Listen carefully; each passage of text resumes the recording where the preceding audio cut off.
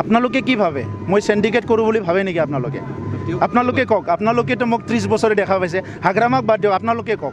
আপোনালোকে কওকচোন আপোনালোকৰ পৰা জানিব বিচাৰিছোঁ তেওঁটো বাদ দিয়ক হাগ্ৰামাটো বাদ দিয়ক হাগ্ৰামা মই ছাত্ৰ সংগঠনত থাকোঁতে 10টা কথা কয় যিবিলাক নোহোৱা কথাবিলাক কৈ থাকে তেতিয়াও কয় আপোনালোকে কওক মই সিন্ডিকেট কৰি আছোঁ না ৰাইজৰ কাম কৰি আছোঁ মই আপোনালোকৰ পৰাই শুনিব বিচাৰিম হাগ্ৰামাইটো যোৱা 15 বছৰ মই ছাত্ৰ সংগঠনত থকা সময়তো বিভিন্ন বেয়া কথাবিলাক কৈ আহিছে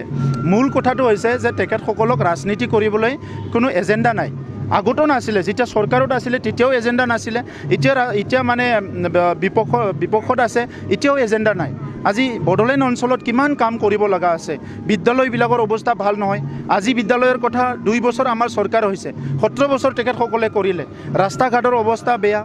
ইয়াত বিভিন্ন পৰিৱেশবিলাক আজি হস্পিটেলবিলাক ঠিক কৰিব লাগে বিভিন্ন কাম কৰিব লাগে একো কৰি থৈ নগ'ল ইয়াৰ উল্টাই 2900 কোটি টকা ধাৰ লগাই থৈ গ'ল আৰু শ্ৰীৰামপুৰ গেটৰ যি কি কাহিনী হৈছিলে যোৱা 10 বছৰৰ পেপাৰ কাটিংবিলাক চাওক যোৱা 10 বছৰৰ টিভিবিলাক চাওক 15 বছৰৰ তেতিয়া আপোনালোকে গম পাব শ্ৰীৰামপুৰ গেটত কি হৈছিলে আৰু আজি গোটেই অসমৰ মিডিয়া যাই পেলাই শ্ৰীৰামপুৰত বহি থাকক কি সিন্ডিকেট হৈছে হোৱা নাই মই চেলেঞ্জ কৰিব পাৰোঁ আজি যাই বহি থাকক যে তেতিয়া মানে আপোনালোকে ক'ব পাৰিব তাত কি হৈছে কি হোৱা নাই